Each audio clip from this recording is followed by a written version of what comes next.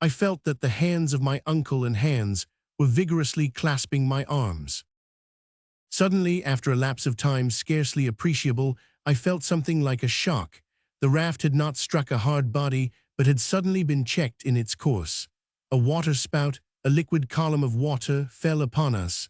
I felt suffocating. I was being drowned. Still, the sudden inundation did not last. In a few seconds, I felt myself once more able to breathe. My uncle and hands pressed my arms, and the raft carried us all three away. Chapter 40. The Ape Giggons. It is difficult for me to determine what was the real time, but I should suppose, by after calculation, that it must have been 10 at night. I lay in a stupor, a half-dream, during which I saw visions of astounding character. Monsters of the deep were side by side with the mighty elephantine shepherd. Gigantic fish and animals seemed to form strange conjunctions. The raft took a sudden turn, whirled round, entered another tunnel, this time illumined in a most singular manner. The roof was formed of porous stalactite, through which a moonlit vapor appeared to pass, casting its brilliant light upon our gaunt and haggard figures. The light increased as we advanced, while the roof ascended, until at last we were once more in a kind of water cavern, the lofty dome of which disappeared in a luminous cloud. A rugged cavern of small extent appeared to offer a halting place to our weary bodies. My uncle and the guide moved as men in a dream. I was afraid to waken them, knowing the danger of such a sudden start. I seated myself beside them to watch. As I did so, I became aware of something moving in the distance, which at once fascinated my eyes. It was floating, apparently, upon the surface of the water, advancing by means of what at first appeared paddles. I looked with glaring eyes. One glance told me that it was something monstrous. But what? It was the great shark crocodile of the early writers on geology, about the size of an ordinary whale, with hideous jaws and two gigantic eyes. It advanced, its eyes fixed on me with terrible sternness. Some indefinite warning told me that it had marked me for its own. I attempted to rise, to escape, no matter where, but my knees shook under me, my limbs trembled violently, I almost lost my senses. And still the mighty monster advanced. My uncle and the guide made no effort to save themselves. With a strange noise, like none other I had ever heard, the beast came on.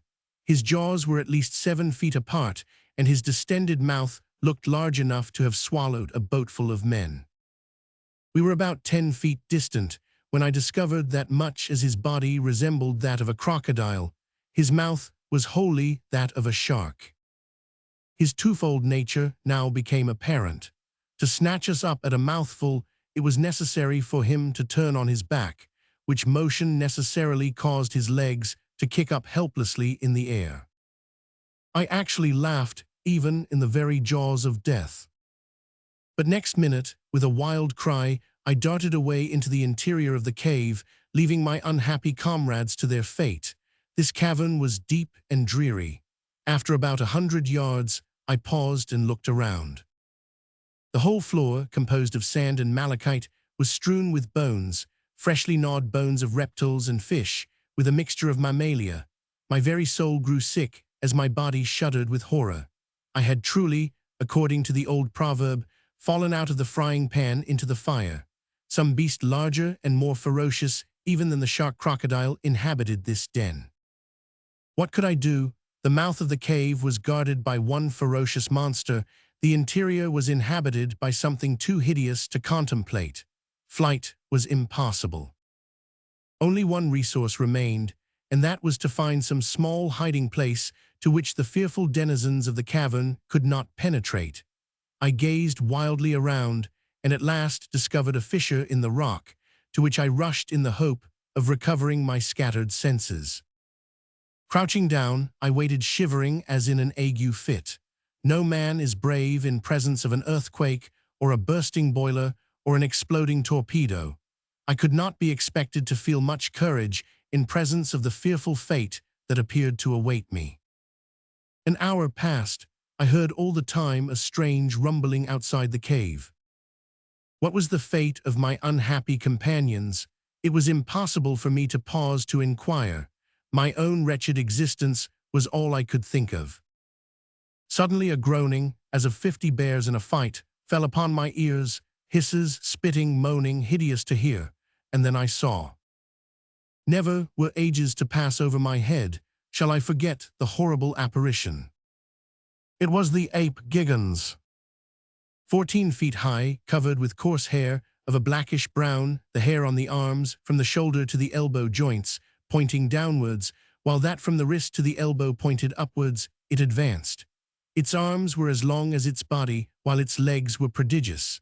It had thick, long, and sharply pointed teeth, like a mammoth saw.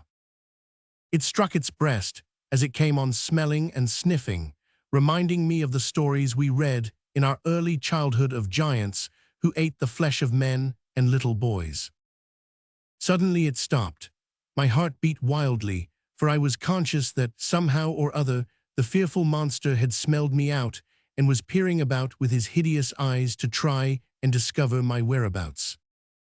My reading, which as a rule is a blessing, but which on this occasion seemed momentarily to prove a curse, told me the real truth. It was the ape Giggons, the antediluvian gorilla. Yes, this awful monster, confined by good fortune to the interior of the earth, was the progenitor of the hideous monster of Africa. He glared wildly about, seeking something, doubtless myself. I gave myself up for lost. No hope of safety or escape seemed to remain. At this moment, just as my eyes appeared to close in death, there came a strange noise from the entrance of the cave, and turning, the gorilla evidently recognized some enemy more worthy his prodigious size and strength. It was the huge shark crocodile, which, perhaps having disposed of my friends, was coming in search of further prey. The gorilla placed himself on the defensive, and clutching a bone some 7 or 8 feet in length, a perfect club, aimed a deadly blow at the hideous beast, which reared upwards and fell with all its weight upon its adversary. A terrible combat, the details of which it is impossible to give, now ensued. The struggle was awful and ferocious. I, however, did not wait to witness the result. Regarding myself as the object of contention, I determined to remove from the presence of the victor. I slid down from my hiding place, reached the ground, and gliding against the wall, strove to gain the open mouth of the cavern. But I had not taken many steps when the fearful clamor ceased, to be followed by a mumbling and groaning which appeared to be indicative of victory. I looked back and saw the huge ape, gory with blood, coming after me with glaring eyes, with dilated nostrils that gave forth 2 columns of heated vapor. I could feel his hot and fetid breath on my neck, and with a horrid jump, awoke from my nightmare sleep. Yes, it was all a dream. I was still on the raft with my uncle and the guide. The relief was not instantaneous, for under the influence of the hideous nightmare my senses had become numbed. After a while, however, my feelings were tranquilized. The first of my perceptions which returned in full force was that of hearing. I listened with acute and attentive ears. All was still as death. All I comprehended was silence. To the roaring of the waters, which had filled the gallery with awful reverberations, succeeded perfect peace. After some little time, my uncle spoke, in a low and scarcely audible tone. "Harry, boy, where are you?" "I am here," was my faint rejoinder. "Well, don't you see what has happened? We are going upwards." "My dear uncle, what can you mean?" was my half-delirious reply. "Yes, I tell you we are ascending rapidly. Our downward journey is quite checked." I held out my hand, and after some little difficulty, succeeded in touching the wall. My hand was in an instant covered with blood. The skin was torn from the flesh. We were ascending with extraordinary rapidity. The torch," cried the professor wildly. "It must be lighted." Hans, the guide, after many vain efforts, at last succeeded in lighting it, and the flame, having now nothing to prevent its burning, shed a tolerably clear light. We were enabled to form an approximate idea of the truth. "It is just as I thought," said my uncle, after a moment or two of silent attention. "We are in a narrow well about 4 fathoms square. The waters of the great inland sea, having reached the bottom of the gulf, are now forcing themselves up the mighty shaft. As a natural consequence, we are being cast upon the summit of the waters. That I can see, was my lugubrious reply, but where will this shaft end, and to what fall are we likely to be exposed? Of that I am as ignorant as yourself. All I know is that we should be prepared for the worst. We are going up at a fearfully rapid rate. As far as I can judge, we are ascending at the rate of 2 fathoms a second, of 120 fathoms a minute, or rather more than 3.5 leagues an hour. At this rate, our fate will soon be a matter of certainty. No doubt of it, was my reply. The great concern I have now, however, is to know whether this shaft has any issue. It may end in a granite roof, in which case we shall be suffocated by compressed air or dashed to atoms against the top. I fancy already that the air is beginning to be close and condensed. I have a difficulty in breathing. This might be fancy, or it might be the effect of our rapid motion, but I certainly felt a great oppression of the chest. Henry, said the professor, I do believe that the situation is to a certain extent desperate. There remain, however, many chances of ultimate safety, and I have in my own mind been revolving them over during your heavy but agitated sleep. I have come to this logical conclusion: whereas we may at any moment perish, so at any moment we may be saved. We need, therefore, prepare ourselves for whatever may turn up in the great chapter of accidents. But what would you have us do? I cried. Are we not utterly helpless? No, while there is life there is hope. At all events, there is one thing we can do: eat, and thus obtain strength to face victory or death. As he spoke, I looked at my uncle with a haggard glance. I had put off the fatal communication as long as possible. It was now forced upon me, and I must tell him the truth. Still I hesitated. Eat, I said, in a deprecating tone, as if there were no hurry. Yes, and at once.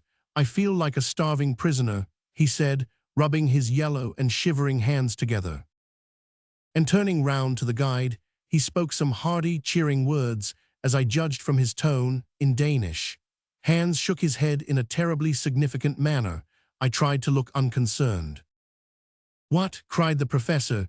You do not mean to say that all our provisions are lost? Yes, was my lowly spoken reply, as I held out something in my hand. This morsel of dried meat is all that remains for us 3. My uncle gazed at me as if he could not fully appreciate the meaning of my words. The blow seemed to stun him by its severity. I allowed him to reflect for some moments. Well, said I, after a short pause, what do you think now? Is there any chance of our escaping from our horrible subterranean dangers? Are we not doomed to perish in the great hollows of the center of the earth? But my pertinent questions brought no answer. My uncle either heard me not, or appeared not to do so. And in this way a whole hour passed. Neither of us cared to speak. For myself, I began to feel the most fearful and devouring hunger. My companions, doubtless, felt the same horrible tortures, but neither of them would touch the wretched morsel of meat that remained. It lay there, a last remnant of all our great preparations for the mad and senseless journey. I looked back with wonderment to my own folly. Fully was I aware that, despite his enthusiasm and the ever-to-be-hated scroll of Saknussemm, my uncle should never have started on his perilous voyage. What memories of the happy past, what previsions of the horrible future, now filled my brain. Chapter 41. Hunger. Hunger, prolonged, is temporary madness. The brain is at work without its required food, and the most fantastic notions fill the mind. Hitherto, I had never known what hunger really meant. I was likely to understand it now. And yet, 3 months before I could tell my terrible story of starvation, as I thought it. As a boy, I used to make frequent excursions in the neighborhood of the professor's house. My uncle always acted on system, and he believed that, in addition to the day of rest and worship, there should be a day of recreation. In consequence, I was always free to do as I liked on a Wednesday. Now, as I had a notion to combine the useful and the agreeable, my favorite pastime was birds' nesting. I had one of the best collections of eggs in all the town. They were classified and under glass cases. There was a certain wood, which, by rising at early morn and taking the cheap train, I could reach at 11 in the morning. Here I would botanize or geologize at my will. My uncle was always glad of specimens for his herbarium and stones to examine. When I had filled my wallet, I proceeded to search for nests. After about 2 hours of hard work, I one day sat down by a stream to eat my humble but copious lunch. How the remembrance of the spiced sausage, the wheaten loaf, and the beer made my mouth water now. I would have given every prospect of worldly wealth for such a meal, but to my story. While seated thus at my leisure, I looked up at the ruins of an old castle at no great distance. It was the remains of an historical dwelling, ivy-clad, and now falling to pieces. While looking, I saw 2 eagles circling about the summit of a lofty tower. I soon became satisfied that there was a nest. Now, in all my collection, I lacked eggs of the native eagle and the large owl. My mind was made up. I would reach the summit of that tower or perish in the attempt. I went nearer and surveyed the ruins. The old staircase, years before, had fallen in. The outer walls were, however, intact. There was no chance that way unless I looked to the ivy solely for support. This was, as I soon found out, futile. There remained the chimney, which still went up to the top, and had once served to carry off the smoke from every story of the tower. Up this I determined to venture. It was narrow, rough, and therefore the more easily climbed. I took off my coat and crept into the chimney. Looking up, I saw a small, light opening proclaiming the summit of the chimney. Up I went, for some time using my hands and knees after the fashion of a chimney sweep. It was slow work, but there being continual projections, the task was comparatively easy. In this way I reached halfway. The chimney now became narrower. The atmosphere was close, and at last, to end the matter, I stuck fast. I could ascend no higher. There could be no doubt of this, and there remained no resource but to descend and give up my glorious prey in despair. I yielded to fate and endeavored to descend, but I could not move. Some unseen and mysterious obstacle intervened and stopped me. In an instant, the full horror of my situation seized me. I was unable to move either way, and was doomed to a terrible and horrible death, that of starvation. In a boy's mind, however, there is an extraordinary amount of elasticity and hope, and I began to think of all sorts of plans to escape my gloomy fate. In the first place, I required no food just at present, having had an excellent meal, and was therefore allowed time for reflection. My first thought was to try and move the mortar with my hand. Had I possessed a knife, something might have been done, but that useful instrument I had left in my coat pocket. I soon found that all efforts of this kind were vain and useless, and that all I could hope to do was to wriggle downwards.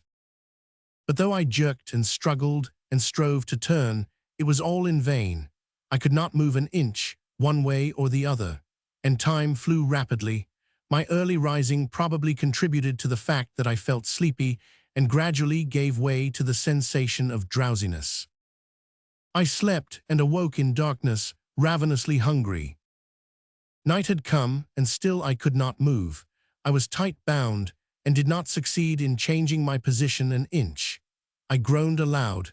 Never since the days of my happy childhood, when it was a hardship to go from meal to meal without eating, had I really experienced hunger. The sensation was as novel as it was painful. I began now to lose my head and to scream and cry out in my agony. Something appeared, startled by my noise. It was a harmless lizard, but it appeared to me a loathsome reptile. Again, I made the old ruins resound with my cries, and finally so exhausted myself that I fainted. How long I lay in a kind of trance or sleep I cannot say, but when again I recovered consciousness it was day. How ill I felt, how hunger still gnawed at me, it would be hard to say. I was too weak to scream now, far too weak to struggle. Suddenly, I was startled by a roar. "Are you there, Henry?" said the voice of my uncle. "Are you there, my boy?" I could only faintly respond, but I also made a desperate effort to turn. Some mortar fell. To this I owed my being discovered. When the search took place, it was easily seen that mortar and small pieces of stone had recently fallen from above, hence my uncle's cry. "Be calm," he cried. "If we pull down the whole ruin, you shall be saved." They were delicious words, but I had little hope. Soon, however, about a quarter of an hour later, I heard a voice above me, at one of the upper fireplaces. "Are you below or above?" "Below," was my reply. In an instant, a basket was lowered with milk, a biscuit, and an egg. My uncle was fearful to be too ready with his supply of food. I drank the milk first, for thirst had nearly deadened hunger. I then, much refreshed, ate my bread and hard egg. They were now at work at the wall. I could hear a pickaxe. Wishing to escape all danger from this terrible weapon, I made a desperate struggle, and the belt, which surrounded my waist and which had been hitched on a stone, gave way. I was free, and only escaped falling down by a rapid motion of my hands and knees. In 10 minutes more, I was in my uncle's arms, after being 2 days and nights in that horrible prison. My occasional delirium prevented me from counting time. I was weeks recovering from that awful starvation adventure, and yet, what was that to the hideous sufferings I now endured? After dreaming for some time, and thinking of this and other matters, I once more looked around me. We were still ascending with fearful rapidity. Every now and then, the air appeared to check our respiration, as it does that of aeronauts when the ascension of the balloon is too rapid. But if they feel a degree of cold, in proportion to the elevation they attain in the atmosphere, we experienced quite a contrary effect. The heat began to increase in a most threatening and exceptional manner. I cannot tell exactly the mean, but I think it must have reached 122 degrees Fahrenheit. What was the meaning of this extraordinary change in the temperature? As far as we had hitherto gone, facts had proved the theories of Davy and of Lidenbrock to be correct. Until now, all the peculiar conditions of refractory rocks, of electricity, of magnetism, had modified the general laws of nature, and had created for us a moderate temperature, for the theory of the central fire remained, in my eyes, the only explainable one. Were we, then, going to reach a position in which these phenomena were to be carried out in all their rigor, and in which the heat would reduce the rocks to a state of fusion? Such was my not unnatural fear, and I did not conceal the fact from my uncle. My way of doing so might be cold and heartless, but I could not help it. If we are not drowned or smashed into pancakes, and if we do not die of starvation, we have the satisfaction of knowing that we must be burned alive. My uncle, in presence of this brusque attack, simply shrugged his shoulders and resumed his reflections, whatever they might be. An hour passed away, and except that there was a slight increase in the temperature, no incident modified the situation. My uncle at last, of his own accord, broke silence. "Well, Henry, my boy," he said, in a cheerful way, "we must make up our minds." "Make up our minds to what?" I asked, in considerable surprise. "Well, to something. We must, at whatever risk, recruit our physical strength. If we make the fatal mistake of husbanding our little remnant of food, we may probably prolong our wretched existence a few hours, but we shall remain weak to the end." "Yes," I growled, "to the end. That, however, will not keep us long waiting." "Well, only let a chance of safety present itself. Only allow that a moment of action be necessary. Where shall we find the means of action if we allow ourselves to be reduced to physical weakness by inanition? When this piece of meat is devoured, uncle, what hope will there remain unto us?" "None, my dear Henry, none. But will it do you any good to devour it with your eyes? You appear to me to reason like one without will or decision, like a being without energy." "Then," cried I, exasperated to a degree which is scarcely to be explained, "you do not mean to tell me that you have not lost all hope?" "Certainly not," replied the professor with consummate coolness. "You mean to tell me, uncle, that we shall get out of this monstrous subterranean shaft?" "While there is life there is hope. I beg to assert, Henry, that as long as a man's heart beats, as long as a man's flesh quivers, I do not allow that a being gifted with thought and can allow himself to despair. What a nerve! The man placed in a position like that we occupied must have been very brave to speak like this. "Well," I cried, "what do you mean to do?" "Eat what remains of the food we have in our hands. Let us swallow the last crumb. It will be, heaven willing, our last repast. Well, never mind. Instead of being exhausted skeletons, we shall be men."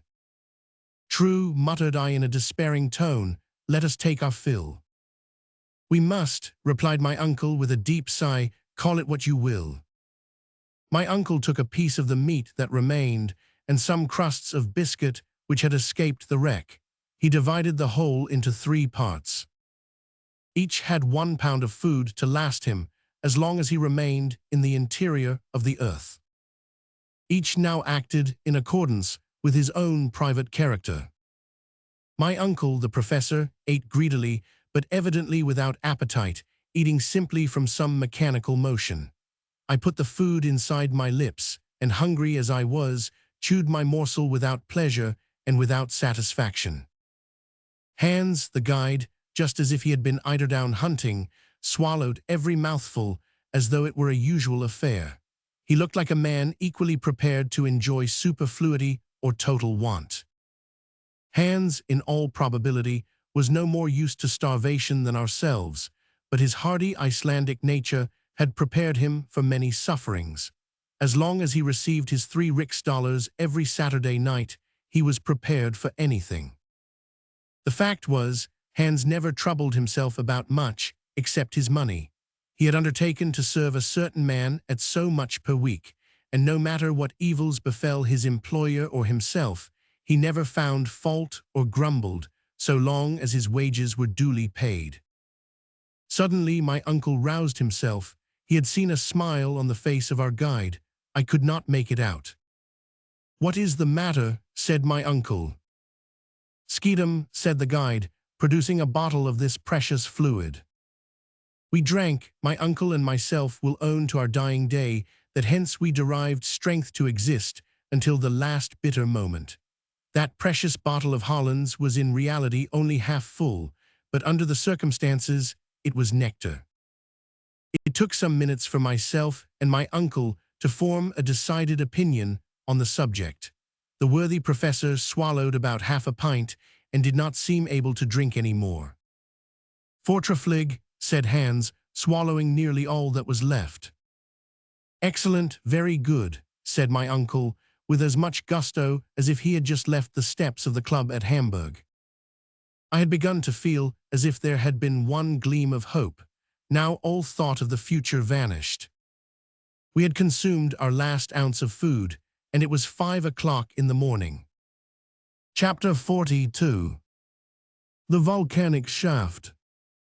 Man's constitution is so peculiar that his health is purely a negative matter. No sooner is the rage of hunger appeased than it becomes difficult to comprehend the meaning of starvation. It is only when you suffer that you really understand. As to anyone who has not endured privation having any notion of the matter, it is simply absurd. With us, after a long fast, some mouthfuls of bread and meat, a little moldy biscuit, and salt beef triumphed over all our previous gloomy and saturnine thoughts. Nevertheless, after this repast, each gave way to his own reflections. I wondered what were those of Hans, the man of the extreme north, who was yet gifted with the fatalistic resignation of Oriental character, but the utmost stretch of the imagination would not allow me to realize the truth. As for my individual self, my thoughts had ceased to be anything but memories of the past, and were all connected with that upper world which I never should have left. I saw it all now, the beautiful house in the Königstrasse, my poor Gretchen, the good Martha, they all passed before my mind like visions of the past. Every time any of the lugubrious groanings which were to be distinguished in the hollows around fell upon my ears, I fancied I heard the distant murmur of the great cities above my head. As for my uncle, always thinking of his science, he examined the nature of the shaft by means of a torch. He closely examined the different strata one above the other, in order to recognize his situation by geological theory.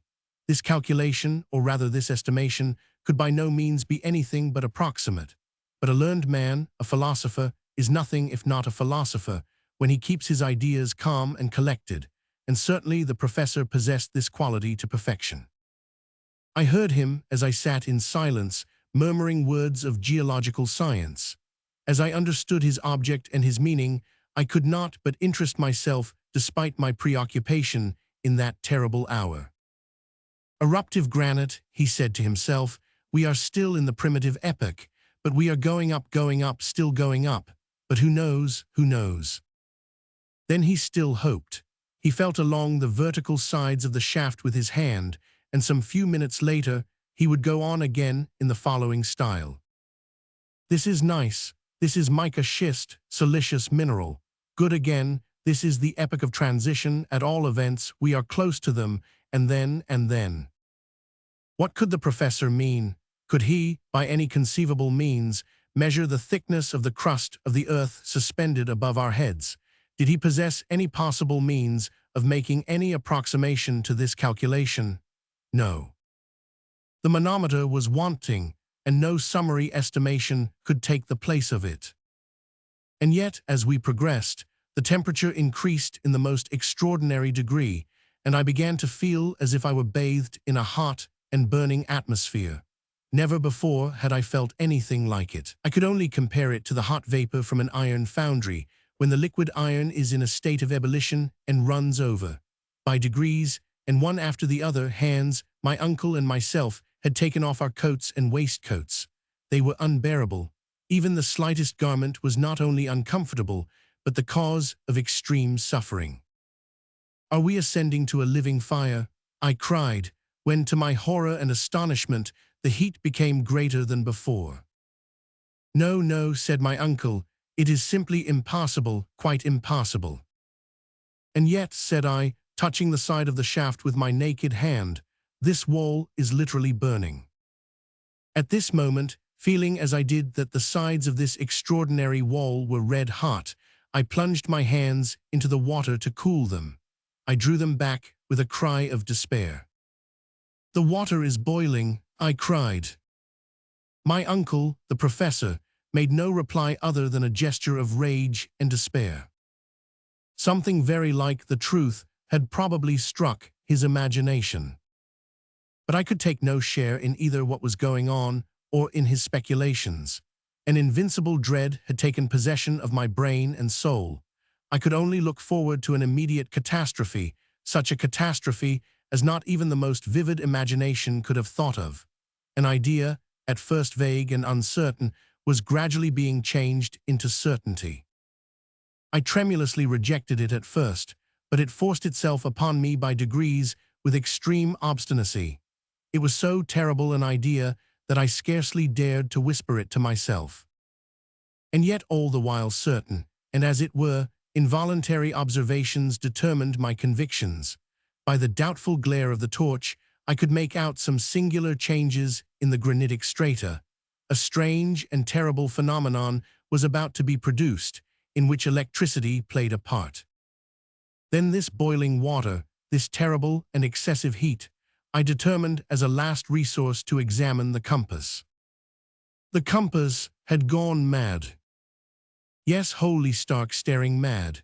The needle jumped from pole to pole with sudden and surprising jerks, ran round, or as it is said, boxed the compass, and then ran suddenly back again as if it had the vertigo. I was aware that, according to the best acknowledged theories, it was a received notion that the mineral crust of the globe is never, and never has been, in a state of complete repose.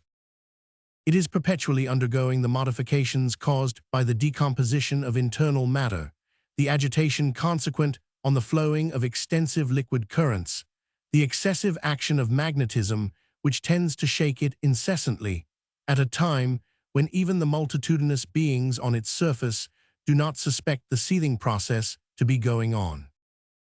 Still, this phenomenon would not have alarmed me alone. It would not have aroused in my mind a terrible, an awful idea. But other facts could not allow my self-delusion to last. Terrible detonations, like heaven's artillery, began to multiply themselves with fearful intensity. I could only compare them with the noise made by hundreds of heavily laden chariots being madly driven over a stone pavement. It was a continuous roll of heavy thunder. And then the mad compass, shaken by the wild electric phenomena, confirmed me in my rapidly formed opinion. The mineral crust was about to burst, the heavy granite masses were about to rejoin, the fissure was about to close, the void was about to be filled up, and we poor atoms to be crushed in its awful embrace. "Uncle, uncle," I cried, "we are wholly, irretrievably lost." "What then, my young friend, is your new cause of terror and alarm?" he said in his calmest manner. "What fear you now?" "What do I fear now?" I cried in fierce and angry tones. "Do you not see that the walls of the shaft are in motion? Do you not see that the solid granite masses are cracking? Do you not feel the terrible, torrid heat? Do you not observe the awful boiling water on which we float? Do you not remark this mad needle, every sign and portent of an awful earthquake?" My uncle coolly shook his head. "An earthquake," he replied in the most calm and provoking tone. "Yes. My nephew, I tell you that you are utterly mistaken," he continued. Can you not, recognize all the well-known symptoms of an earthquake? By no means. I am expecting something far more important. My brain is strained beyond endurance. What do you mean?" I cried. "An eruption, Harry." "An eruption," I gasped. "We are, then, in the volcanic shaft of a crater in full action and vigor." "I have every reason to think so," said the professor in a smiling tone, "and I beg to tell you that it is the most fortunate thing that could happen to us." The most fortunate thing? Had my uncle really and truly gone mad? What did he mean by these awful words? What did he mean by this terrible calm, this solemn smile? "What?" cried I in the height of my exasperation. "We are on the way to an eruption, are we? Fatality has cast us into a well of burning and boiling lava, of rocks on fire, of boiling water, in a word, filled with every kind of eruptive matter. We are about to be expelled, thrown up, vomited, spit out of the interior of the earth, in common with huge blocks of granite, with showers of cinders and scoriae in a wild whirlwind of flame, and you say, the most fortunate thing which could happen to us." "Yes," replied the professor, looking at me calmly from under his spectacles. "It is the only chance which remains to us of ever escaping from the interior of the earth to the light of day. It is quite impossible that I can put on paper the thousand strange, wild thoughts which followed this extraordinary announcement. But my uncle was right, quite right, and never had he appeared to me so audacious and so convinced as when he looked me calmly in the face and spoke of the chances of an eruption, of our being cast upon Mother Earth once more through the gaping crater of a volcano. Nevertheless, while we were speaking, we were still ascending. We passed the whole night going up, or to speak more scientifically, in an ascensional motion. The fearful noise redoubled. I was ready to suffocate. I seriously believed that my last hour was approaching, and yet, so strange is imagination, all I thought of was some childish hypothesis or other. In such circumstances, you do not choose your own thoughts. They overcome you. It was quite evident that we were being cast upwards by eruptive matter. Under the raft, there was a mass of boiling water, and under this was a heavier mass of lava and an aggregate of rocks which, on reaching the summit of the water, would be dispersed in every direction. That we were inside the chimney of a volcano, there could no longer be the shadow of a doubt. Nothing more terrible could be conceived. But on this occasion, instead of Sneffels, an old and extinct volcano, we were inside a mountain of fire in full activity. Several times I found myself asking what mountain was it, and on what part of the world we should be shot out, as if it were of any consequence. In the northern regions, there could be no reasonable doubt about that. Before it went decidedly mad, the compass had never made the slightest mistake. From the Cape of Saknussemm, we had been swept away to the northward many hundreds of leagues. Now the question was, were we once more under Iceland? Should we be belched forth onto the earth through the crater of Mount Hekla, or should we reappear through one of the other 7 fire funnels of the island? Taking in my mental vision a radius of 500 leagues to the westward, I could see under this parallel only the little-known volcanoes of the northwest coast of America. To the east one only existed somewhere about the 80th degree of latitude, the Esk, upon the island of Jan Mayen, not far from the frozen regions of Spitsbergen. It was not craters that were wanting, and many of them were big enough to vomit a whole army. All I wished to know was the particular one towards which we were making with such fearful velocity. I often think now of my folly, as if I should ever have expected to escape. Towards morning, the ascending motion became greater and greater. If the degree of heat increased instead of decreasing as we approached the surface of the earth, it was simply because the causes were local and wholly due to volcanic influence. Our very style of locomotion left in my mind no doubt upon the subject. An enormous force, a force of several hundreds of atmospheres produced by the vapors accumulated and long compressed in the interior of the earth, was hoisting us upwards with irresistible power.